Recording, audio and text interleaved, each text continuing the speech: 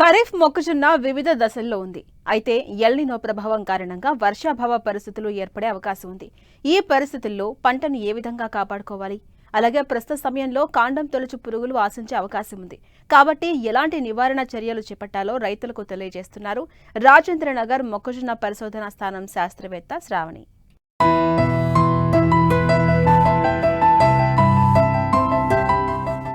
తెలుగు రాష్ట్రాల్లో ఈ ఏడాది చాలా వరకు మొక్కజొన్నను అధిక విస్తీర్ణంలో సాగు చేశారు రైతులు. వివిధ ప్రాంతాలలో మోకాలు ఎత్తు దశ నుండి పూత దశ వరకు పంట ఉంది. కొన్ని ప్రాంతాలలో గింజ పాలు పోసుకునే దశలో ఉంది. అయితే ప్రస్తుతం ఎల్నినో కారణంగా వర్షాభావ పరిస్థితులు ఉన్నాయంటున్నారు వాతావరణ రంగ నిపుణులు. ఇలాంటి సమయంలో ఉన్న పంటను ఏ విధంగా కాపాడుకోవాలి? ఒకవేళ అధిక వర్షాలు పడితే చేపట్టాల్సిన యాజమాన్య పద్ధతులేంటి?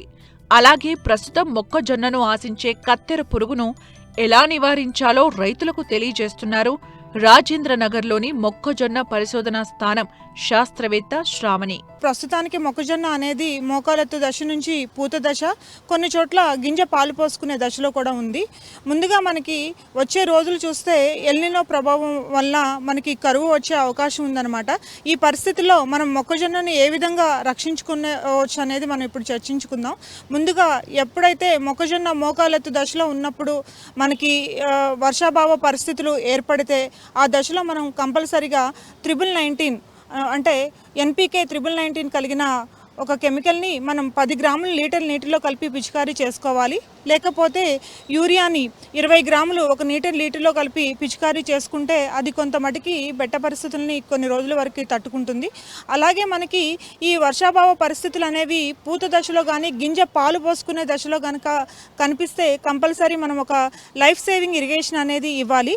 అలాంటి పరిస్థితి లేనప్పుడు మనం ఈ మొక్కజొన్నని పశుగ్రాస మొక్కజొన్నగా కానీ లేకపోతే సైలేజ్గా కానీ మనం వాడుకున్నట్లయితే కొంత మేరకు మనం దీనివలన వచ్చే ఆర్థిక నష్టం అనేది తగ్గించుకోవచ్చు. అలాగే మనకి ఈ పొడి వాతావరణ పరిస్థితుల్లో కత్తెర పురుగు అనేది ఎక్కువగా ఉధృతి కనిపిస్తూ ఉంది.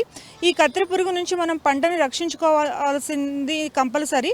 అందుకని పంట మోకాలెత్తు దశలో ఉన్నప్పుడు మనకి ఎప్పుడైతే మొక్కల్లో సుడులు ఏర్పడతాయో అప్పుడు మనం సున్నం మరియు ఇసుకని సున్నం 9 వంతులు తీసుకొని 1 వంతు ఇసుక కలిపి మొక్క సుడుల్లో కనుక వేసుకున్నట్లయితే మనం ఈ కత్తెర పురుగు ఉధృతిని కొంతమేరకు తగ్గించవచ్చు.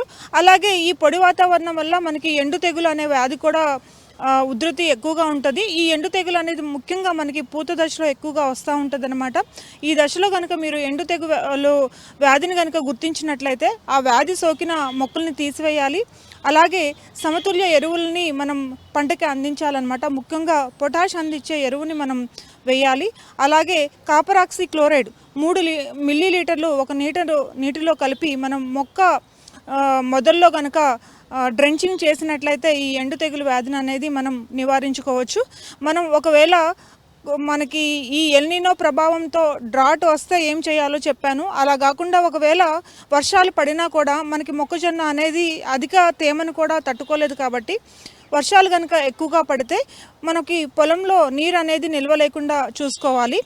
నీరుని తీసేసేయాలన్నమాట. నీరుని తీసేసిన తర్వాత మనకి వర్షాలు తగ్గిన తర్వాత ఒక 20 కిలోల యూరియా మరియు ఒక 10 కిలోల పొటాష్ని ఒక ఎకరానికి వేసుకున్నట్లయితే మనకి ఈ నూటి మింపుకు కనుక ఎక్కడైనా ఈ మొక్కజొన్న గురైతే దాని నుంచి మనం ఈ ఎరువు వేయడం వల్ల కూడా మొక్కజొన్నలో బాగా పెరుగుదల అనేది కనిపిస్తుంది.